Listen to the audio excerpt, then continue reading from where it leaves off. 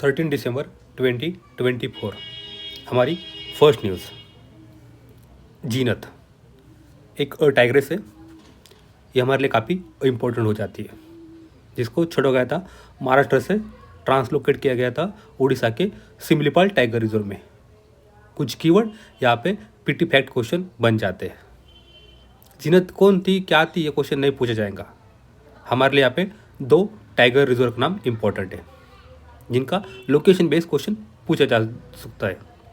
Similipal tiger reserve जो उड़ीसा में आता है, साथ ही ताडोबा अंधारी टाइगर रिजर्व जो महाराष्ट्र में है। अगला कीवर्ड है डाइवर्सिटी का, जेनेटिक डाइवर्सिटी।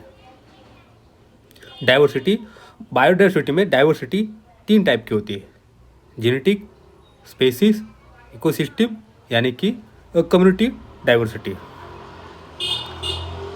जेनेटिक डाइवर्सिटी जहाँ पे वेरिएशन होता है जीन्स का इन पर्टिकुलर स्पेसीज में, जैसे टाइगर में। यहाँ पे अगला कीवर्ड है कोर एरिया का। कोर एरिया सिमलीपाल में टाइगर रिजर्व में 2 जोन आते हैं: core zone, buffer zone. Core zone जहाँ पे क्रिटिकल टाइगर हैबिटेट होता है, जहाँ पे साइंटिफिक एंड ऑब्जेक्टिव क्राइटेरिया बना के क्रिटिकल टाइगर हैबिटेट घोषित किया जाता है, जिसको फुल डिग्री प्रोटेक्शन रहता है। अगला कीवर्ड है बफर जोन, जो कोर जोन के पेरिफेरल एरिया में होता है, जहाँ पे कोएग्जिस्ट रहता है between wild life and human activity. अगला कीवर्ड है एक्लीमेटाइजेशन।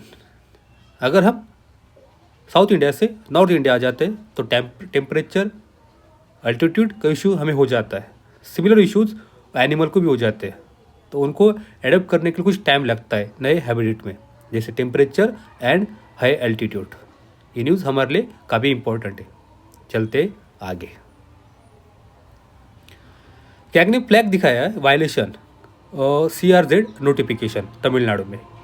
ये न्यूज़ तमिलनाडु से रिलेटेड है, लेकिन हमें अभी देखेंगे क्या होता है CRZ नोटिफिकेशन। 2011 में ये नोटिफिकेशन आया था। अभी इस नोटिफिकेशन को अगले साल 15 साल पूरे हो जाएंगे। हो सकता है पीटी में या GS3 मेंस में ये क्वेश्चन हमें पूछा जा सकता है। देखेंगे क्या होता है CRZ नोटिफिकेशन 2011। इसके 3 ऑब्जेक्टिव है। हमें कंजर्व करना है एंड प्रोटेक्ट करना है हमारा कोस्टल स्ट्रेचेस को, जहाँ से हमारा ओशन की बॉर्डर लगती है हमारे स्टेट से। हमें इंश्योर करना है livelihood and security to fishing community की एंड लोकल कम्युनिटीज़ की। साथ ही हमें प्रमोट करना है development in a sustainable manner, जो बेस हो साइंटिफिक प्रिंसिपल पे, taking into account natural hazards and sea level rising. क्या इंपॉर्टेंस है इस नोटिफिकेशन का देखते, जहाँ पे 4 पॉइंट हमें मिलेंगे। हमें प्रोटेक्ट करना है इकोलॉजिकल सेंसिटिव एरियाज, जैसे मैंग्रोव, कोरल रीफ, जो एक्ट करते हैं shield against tsunami and cyclone के खिलाफ। हमें इंप्रूव करना है लाइव्स ऑफ कोस्टल कम्युनिटीज़ के।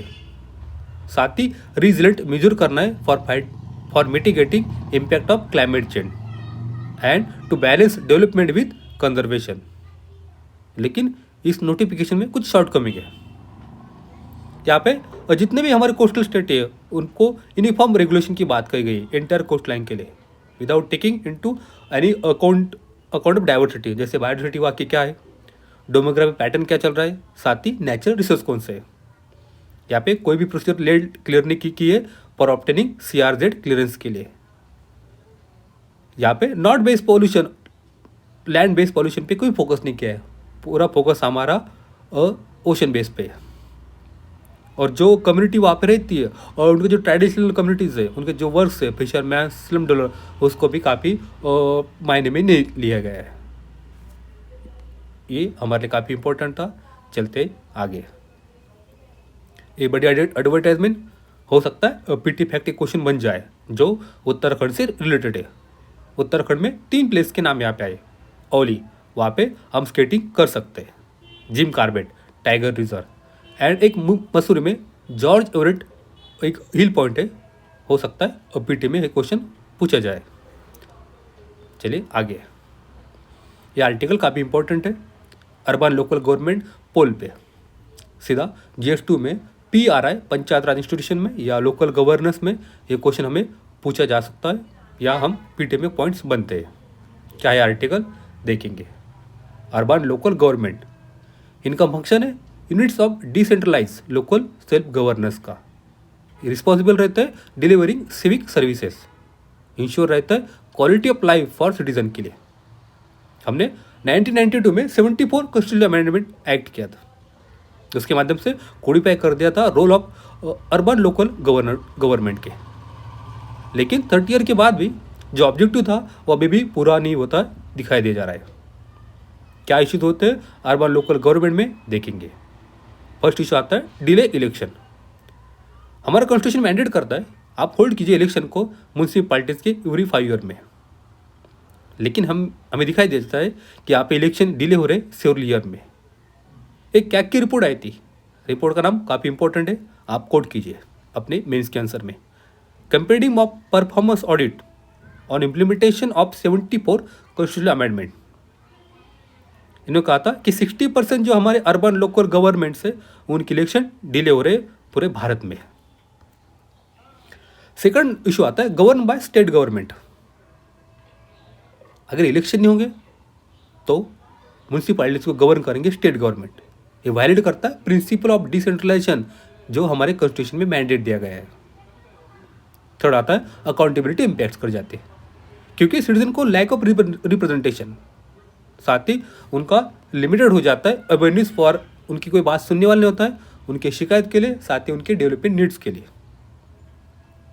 फोर आता है इलेक्टेड काउंसिल। अगर एक बार इलेक्शन हो भी जाते उसके बाद इलेक्टेड काउंसिल आ जाती है, लेकिन उनको ऑपरेशनल करने के लिए स्टेट गवर्नमेंट के साथ मीट करना होता है first time to enable election to office of mayor and standing committee. लेकिन एक स्टडी आई थी कर्नाटका में, एक मंच है NGO जनग्रह, उन्होंने कहा था कि काउंसिल बनने के बाद भी वहाँ पे डिले होता है 11 मंथ्स का उनके फंक्शन में। फिफ्थ पॉइंट आता है disempowerment of state election commissions.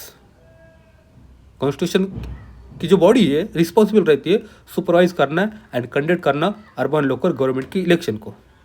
लेकिन हमारी क्या की रिपोर्ट आती है, कहती है कि 50 में से ओनली 4 जो स्टेट है उन्होंने एम्पावर किया है उनके स्टेट इलेक्शन कमीशन को कि आप कैरी आउट करें वार्ड डिलिमिटेशन को। रिपोर्ट फर्दर नोट करती है कि election to urban local bodies delay हो रहा है क्योंकि जो काम रहता है वार्ड डिलिमिटेशन का वो बाय स्टेट गवर्नमेंट करती है। साथ ही ये भी हो सकता है कि कोर्ट का केस में भी मैटर फंस जाता है रिगार्डिंग रिजर्वेशन की वजह से। राइटर ने एक वे फॉरवर्ड यहाँ पे बताया, उन्होंने कहा है कि वार्ड डिलिमिटेशन को आप इंडिपेंडेंट अथॉरिटी के पास भेज दीजिए जो हो सकता है स्टेट इलेक्शन कमीशन हो। आर्टिकल काफ़ी इंपॉर्टेंट था, चलते आगे।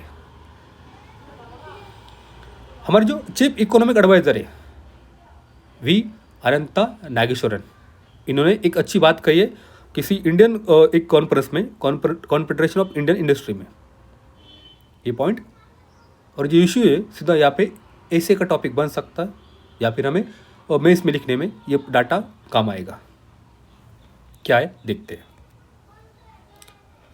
CEA chief economic adviser V Anantha Nageswaran, इन्होंने कहा है कि हमें अटेंशन देना है मेंटल हेल्थ क्राइसिस अमंग हमारे यूथ के बीच and call for collective action. हमें इंश्योर करना है कि नॉट ओनली डज हम सिर्फ जॉब बनाने नहीं है, साथ ही एड्रेस करना है स्किल गैप फॉर यंग के लिए। साथ ही हमें इंश्योर करना है उनका physical as well as mental wellbeing. हमारी इकोनॉमी के कुछ प्रायोरिटी होने चाहिए, क्या एरिया से देखेंगे। हमें जनरेट करना है प्रोडक्टिव एम्प्लॉयमेंट, हमें टैप करना है full potential of agriculture sector का, साथ ही हम इन्हांस करेंगे मैन्युफैक्चरिंग एंड MSME सेक्टर को। उन्होंने कहा हमें फोकस करना चाहिए mental health of demographic dividend का, साथ ही उनका जो मैसिव स्क्रीन टाइम बढ़ रहा है उस पर फोकस करना चाहिए। उनकी जो सेडेटरी हैबिटेट्स है उससे भी हमें बदलने की जरूरत है। साथ ही वो जो अल्ट्रा प्रोसेस्ड फूड कंज्यूम करते हैं वो भी काफ़ी बड़ा चैलेंज हो जाता है। हमारी जो पूरी जनरेशन है ये एंजिक्स हो रही है, डिप्रेस हो रही है, साथ ही उनके मन में सुसाइड के थॉट आ रहे हैं। ये रिस्पॉन्सिबिलिटी सिर्फ गवर्नमेंट की नहीं है, सोसाइटी की भी है, साथ ही प्राइवेट सेक्टर की भी। हमारी इकोनॉमिकली क्या एसेंशियल है, हमें कुछ सेक्टर में से डीरेगुलेट करना चाहिए गवर्नमेंट को, डीरेगुलेशन, एनर्जी सिक्योरिटी, हमें बैलेंस करना है रूरल अर्बन डेवलपमेंट को। साथ ही हम करेंगे मेक इन इंडिया जो हमारा लेवल है उसको सिनेमिस विथ हाईली क्वालिटी के साथ through innovation, research and development and quality conscience के साथ। ये पॉइंट्स मेंस में सीधा लिखने को काम आएंगे। चलते आगे। 2001 में एक मूवी आई थी ब्लैक हॉक डाउन, आपने मूवी देखी होंगी, जहाँ पे यूएस फोर्सेस सोमालिया में जाते मोगादिशु में, और उनका जो अटैक हेलीकॉप्टर होता है ब्लैक हॉक डाउन वो वहाँ पे गिराया जाता है। सोमालिया हमारी हॉर्न ऑफ अफ्रीका का कंट्री है, हॉर्न ऑफ अफ्रीका, जिसकी कैपिटल है मोगादिशु। वहाँ पे एक प्लेस का नाम है जुबालैंड। जुबालैंड हो सकता है पीटी में पॉइंट्स या क्वेश्चन बन जाए, जुबालैंड कहाँ पे, क्यों सुर्खी में, या पेयर टू मैच कीजिए। तीन कीवर्ड्स हमारे यहाँ की इंपॉर्टेंट है, Somalia, Mogadishu and Jubaland. Thank you.